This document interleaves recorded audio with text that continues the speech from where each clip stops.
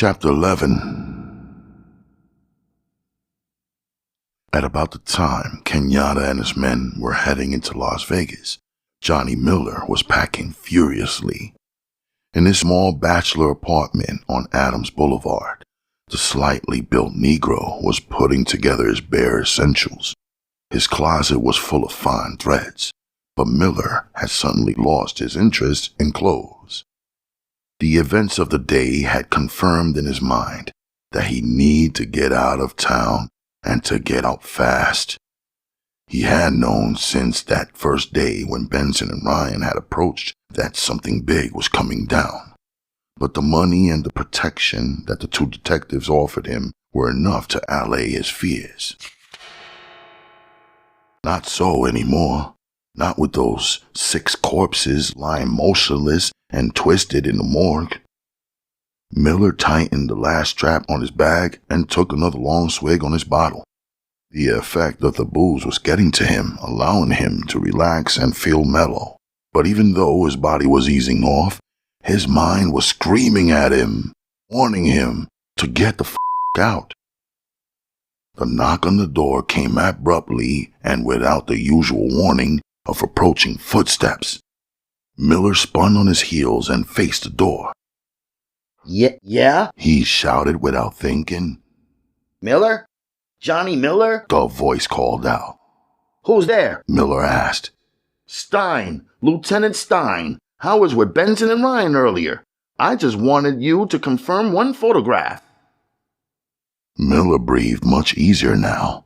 He recognized the man's voice and knew it to be Stein. Quickly he opened the door and stood aside as Lieutenant Stein pushed his heavy frame into the apartment. How'd you find me? Miller asked. Benson. He gave me your address, Stein replied, surveying the room, his eyes finally coming to rest on the suitcase lying on the bed. You leaving, eh? Yeah, Daddy, Miller replied quickly. Things getting to be just a little hot out west. Stein smoothed down his thinning hair and smiled. Probably a good idea after what happened today, you know? I could dig it, man. Now, if you'll just get on with it, I can get myself grooving. Stein reached inside his coat pocket. Miller watched him closely. Suddenly, the slim black man was standing face to face with a police special. The gleaming barrel of the pistol was pointed directly at Miller's forehead. Hey, man, Miller exclaimed. What is this shit? You little n***, Stein said coldly. F***ing little n***, playing both sides against the middle. You should have known one day it would close in on you. Miller stared into Stein's pale eyes and saw nothing. He knew the man meant to kill him, and there would be no way to talk him out of it. Please, man, Miller begged, his voice cracking. I ain't done nothing no sensible n*** would have done. You know that. Stein just laughed as he pulled out a silencer and began screwing the pipe onto the barrel. You little n***s are all alike. You think you're in the big time. You do nothing but f*** it up for everyone else. Johnny Miller lost his ability to speak as Lieutenant Stein raised his pistol toward the black man's face. Stein closed his eyes as he pulled the trigger. The bullet penetrated Miller's forehead just above the bridge of his nose. A tiny hole appeared where the bullet had made entry, and a stream of blood began pouring out of the hole. The bullet had entered Miller so cleanly that the black man was not thrown back by the impact. Instead, he stood weaving in his place, his eyes still open with the look of horror that had invaded them when Stein had raised his pistol. The large lieutenant looked at his victim for a moment, then reached out and pushed Miller backward. The slightly built black man fell in a heap on the floor, his eyes still open and his wound still bleeding. Quickly, Stein packed his weapon and left. He locked the door behind him. He figured it would be days before anyone would find the body. The Paradise Room on Manchester Boulevard was Stein's next stop. It was a large room, usually filled with hundreds of jazz aficionados. Tonight, Gloria Lynn was appearing with Harry Sweets Edison. Stein pulled into the crowded parking lot of the nightclub and walked across the pavement toward the entrance. The black man standing at the door looked down at the police badge that Stein produced and nodded for him to pass by. The club was dark and smoke-filled. The tables were packed with people, all of them black, listening to the tender voice of Miss Lynn as she moved gracefully through on Green Dolphin Street, quote-unquote. Stein moved through the back of the club along the wall until he reached the bar. The long wooded surface was filled with drinks and ashtrays. Each stool was occupied as a few hookers and a lot of men listened to the song. Stein walked slowly along the bar until he reached the second to the last stool and found what he was looking for. "Horning," he said directly to the plump, balding Negroes sitting on the stool. Horning looked up at the white face of Stein and knew instantly that he was police. Only the white cops dared to come into the all-black nightclub, and that was because they carried guns. "Horning, come with me." Stein produced his badge again and showed it quickly to the small black man. Horning looked around him quickly. He was trapped. If he made a scene in the club, his reputation as a street man and reliable contact would be blown. And if he was seen walking out with Stein, he would be fingered as a pigeon. A lot of the tougher dudes in the club were already watching the silent confrontation at the bar. A lot of men whom Horning relied upon for his business. "Worried about your friends, are you?" Stein asked. Horning nodded. Stein grinned, reached out, and took Horning's arm. He led the man through the darkened nightclub quickly, sometimes giving the small black man a convincing nudge. After they were outside, Stein pushed Horning across the parking lot and into his car. Then Stein jumped behind the wheel and drove off, heading down Manchester Boulevard toward the ocean. "What's this all about, man?" Horning asked, his voice high-pitched and tinged with fear. "You should know," Stein replied simply. "Man, I don't. You dig?" Stein chuckled. "You set it up, right? A bum set up with a dangerous man. Lots of deaths. All kinds of shit." Horning felt himself sink. After setting up the initial meeting, he had thought himself out in the clear. No more hassles. Just sit back and wait for the money to be dumped into his lap. Complications were something that the small, rotund black man did not consider. But now, he wished he had. Stein began humming a tune as he drove farther out toward the ocean. He took Horning through Hermosa Beach, then turned left on the Pacific Coast Highway and headed toward the gigantic oil refinery in the distance. "A pretty sight, eh?" Stein asked jovially, as if the two men were on a sightseeing trip. Horning looked at the massive structure, the lit beams of steel, and the huge smokestacks. The prettiest sight the man could hope to see now would be his own life, secure and with a future. Stein drove the car towards the huge refinery, then pulled off the road on the desolate section of the beach. He stopped the car and turned to Horning. "Okay," he said. "This is where you get off." Horning stared back at the heavy-set lieutenant. He was screaming 1,000 words inside. His skull was crying out with pleas for his life. But as much as he tried, he could not utter them. His mouth just opened and closed in silence. "Go ahead, Horning," Stein ordered. It was as simple as that. Horning knew what was coming, yet he was powerless to stop himself as he reached for the door handle and yanked it up. He felt the cool night air of the ocean, and he could hear the sounds of the waves crashing nearby. As he stared at Stein, the lieutenant was screwing his silencer onto the barrel of his pistol. Now whatever doubt or hope Horning might have had was gone. Still, he moved as if in a dream, climbing quietly out of the car.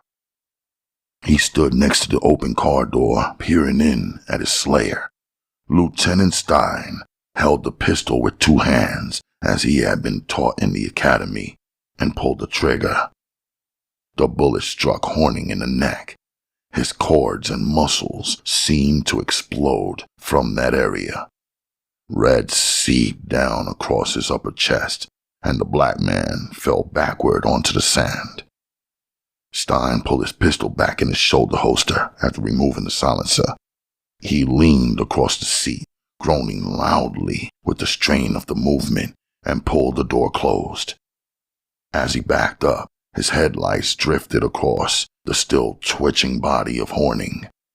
The black man was crying and uttering guttural sounds that drifted with the wind. Stein smiled to himself and drove back onto the Pacific Coast Highway toward the airport. His job was finished, and Stein felt an incredible sense of relief flood in his mind.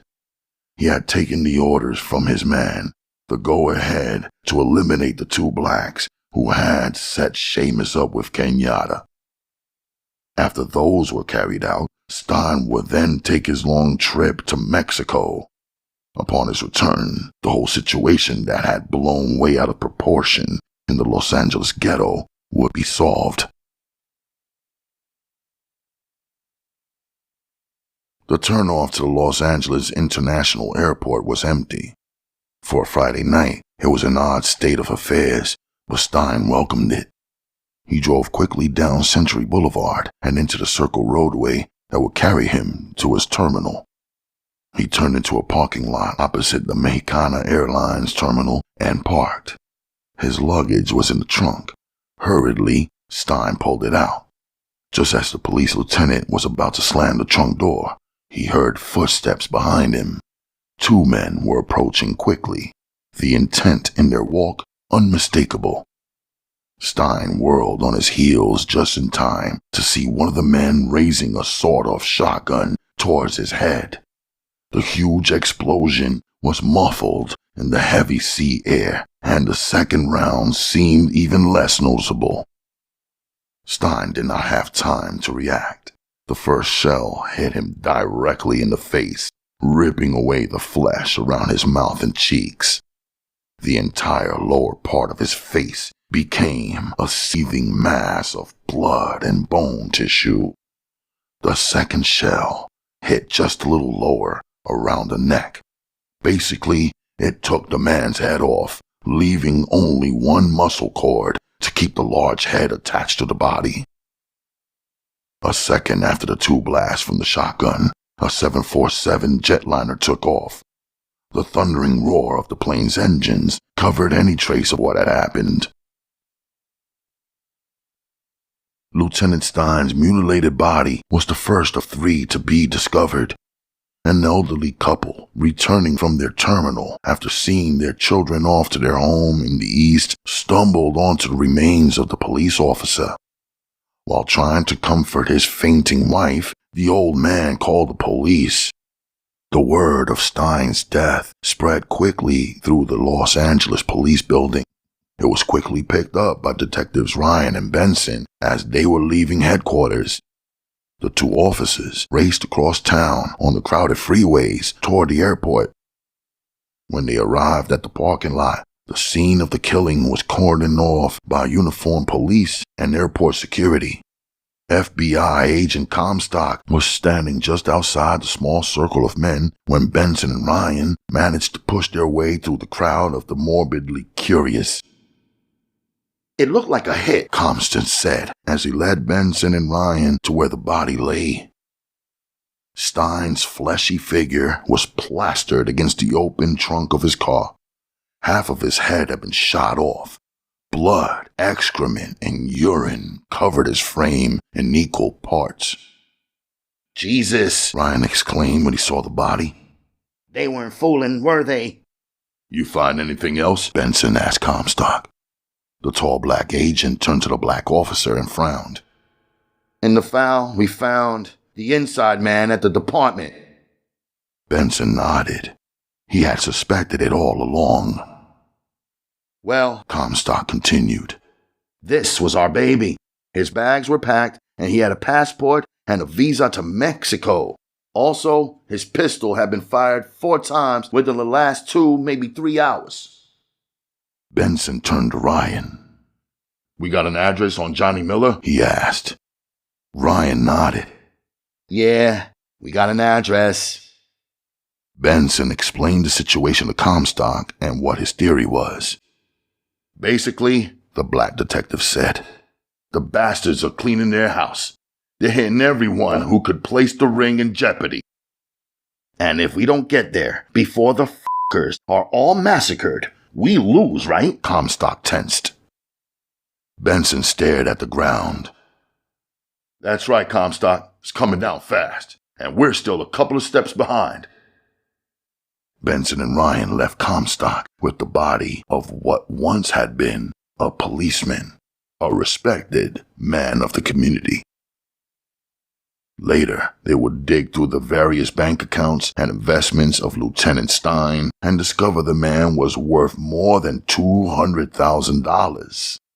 None of that had come from the man's modest salary. The 2 Detroit detectives drove across town. The night was brightly lit throughout Los Angeles, and wherever they stopped, they saw couples and single people gathered in their cars having a good Friday night. Benson looked out the windows at these people and wondered. They had been stalking the trail of death for the last couple of weeks. Men were dying, men who were virtued unknowns outside the cloudy area of crime in which they lived. Benson wondered if those men who dealt in death had ever taken their pleasures on a warm Friday night like the people he was seeing this night.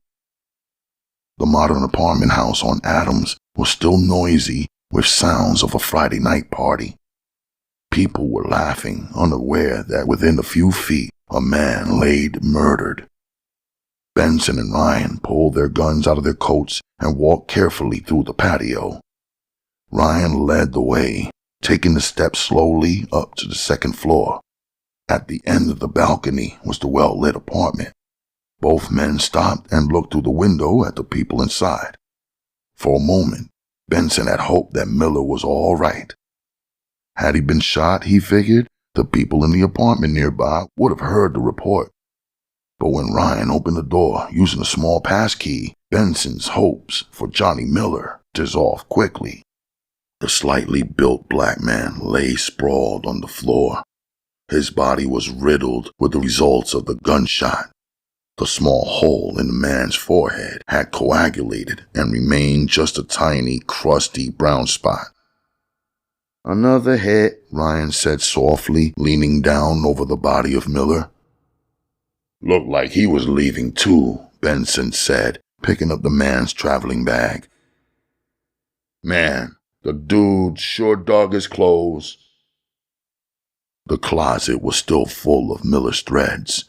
Benson looked at the patterns and the colors, remembering how the little hustler had been weary of taking a role as an informer. The feelings toward what was coming down in Los Angeles had been too rampant at the time.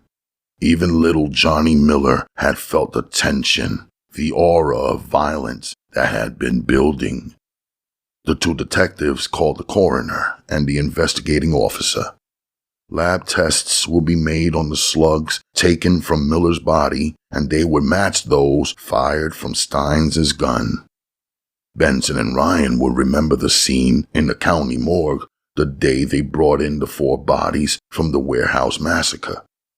They would remember Miller identifying the corpses and Stein leaning against the wall listening. It was an hour after the discovery of Miller's body that Benson and Ryan received the call that Horning's body had been found on the beach in Santa Monica. The detectives drove back across town and examined the remains of the round, balding black man. Benson and Ryan stood in silence, looking down on the dead man as the wind blew in off the Pacific Ocean. Inside, the two men were feeling the same frustration and rage. It wasn't the fact that these two men had been killed. It was more that they were always cleaning up after the slayers, following them through a trail of mutilated corpses where they were the victim of an overdose or a recipient of a bullet. God, Benson exclaimed as he climbed into the car with his partner. I've seen some fucking vendettas in my time, but nothing like this. Yeah, Ryan agreed. wherever Kenyatta is and whatever he's doing, he's dealing with some big motherfuckers. Benson leaned back in his seat and lit a cigarette. His mind traveled back to his warm house in Detroit. He hadn't seen his wife in some time. He missed her warm brown skin, her gentle and easy manner in bed. But most of all, he missed dealing with a human being, a woman who was not involved in the bloodshed and insanity that had been his life for way too long now. Man, Benson said as Ryan pulled out onto the Pacific Coast Highway. I got to get home. I know what you mean, partner, Ryan replied. And I have a feeling it isn't going to be too long. Everybody's dying, pal. And all we do is go around and pick up the bodies. Ryan chuckled, a sardonic, almost wicked laugh. That's what we're paid to do, Ben. Nothing more, nothing less. Benson sighed. There's got to be more, He said quietly. Ryan looked at his partner and smiled. Don't bet on it, Ben. He said. The two men drove off into the Los Angeles night, no closer to finding the elusive Kenyatta than they had been when they first arrived. The man always seemed to leave a trail of blood behind him, and none of that blood ever came from his veins.